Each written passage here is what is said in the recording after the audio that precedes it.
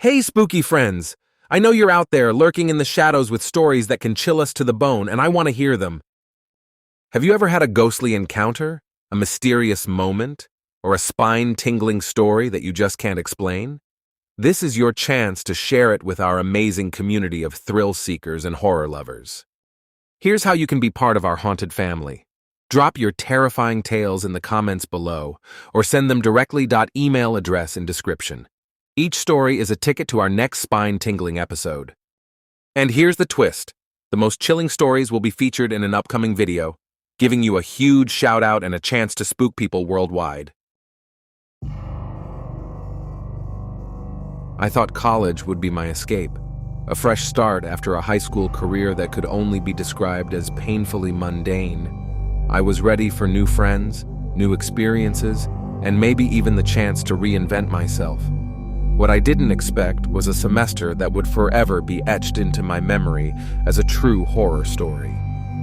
It started off like any typical college experience. Move-in day was chaotic, filled with the excitement of fresh starts and new beginnings. My dorm room was smaller than expected, shared with a girl named Emily. She had a friendly smile and an infectious laugh, exactly the kind of person I hoped to meet. Alongside us in the adjacent rooms were other freshmen starting their own journeys. Everything seemed perfect until the second week of classes. Emily and I were up late one night, both tackling assignments that were due the next day. The clock crept past midnight, and the excitement of caffeine-fueled productivity began to wane. That's when we heard it, a sound that could only be described as a mix of scratching and whispering coming from the wall behind Emily's bed. "Do you hear that?" she asked, her eyes widening as we both sat frozen. I nodded, trying to convince myself it was probably the wind or some mechanical failure in the old dormitory building. But the sound persisted, scratching, followed by indecipherable murmuring. "It's just the pipes," I suggested, not believing my own explanation. As the days passed, things only grew more unsettling. The sounds became more frequent, escalating from mere whispers to what sounded like frantic conversations. I started noticing strange occurrences around campus as well. A shadow that seemed to follow me at night, flickering streetlights whenever I walked past, and worst of all, the unsettling feeling of being watched. Emily was the first to crack. She insisted she could see faces in the bathroom mirror, faces that weren't her own. One night, after a particularly terrifying episode where she claimed one of the faces smiled at her, she packed her things and left the dorm, requesting to switch rooms. I was alone, but fear was my constant companion. My breaking point came one windy October night. I was studying late in the library, determined to finish a paper worth half my grade. The library was nearly deserted, with only the echo of my footsteps and the hum of fluorescent lights to keep me company, or so I thought. As I gathered my books, a whisper slithered through the silence. "Anna." I froze, my name echoing in the dark corners of the room. I hurried out, heart pounding, dismissing it as a product of my exhausted mind, but it didn't stop there. On my way back to the dorm, the shadows seemed to stretch deliberately, reaching out, trying to pull me in. The flickering lights felt more sinister, and the feeling of being watched intensified. Once in my room, I locked the door, trying to shake the anxiety clawing at my chest.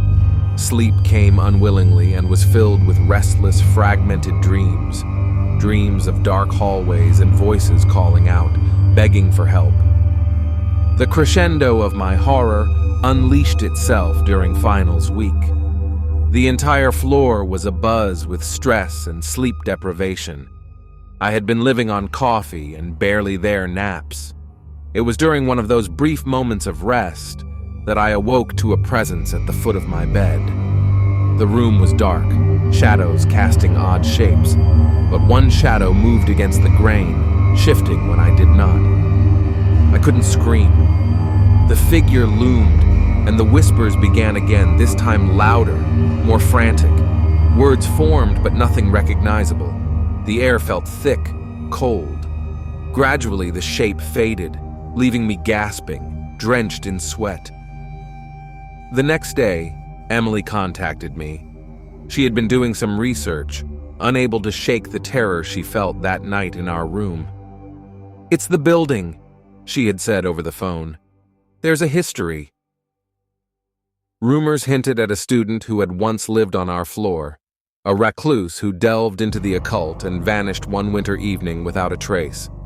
Some said he left behind a presence, some malevolent spirit. Desperate to escape, I spent the remainder of the semester in the library, coffee shops, anywhere but that room. I barely scraped through finals, my grades suffering from the lack of peace and consistency in my life. When the semester finally ended, I packed my things and left as fast as I could, my heart heavy with relief. Years have passed since that dreadful semester. I graduated with moderate success, my subsequent years in college unmarred by any supernatural disturbances. But even now, when I'm alone and the night is particularly still, I sometimes hear those whispers, a chilling reminder of that dark, unfathomable presence that invaded our lives, our sanctuary that fall. Part of me wonders if it's following me still, lurking just in the shadows, waiting for a moment of vulnerability to make itself known once more. And sometimes, late at night, I find myself listening, straining to discern the faintest trace of a whisper against the wind. That was the semester that wasn't just about academics. It was about survival. Maybe that student left something behind, or maybe it's our imagination, fear taking shape in the corners of our minds. I guess we'll never truly know.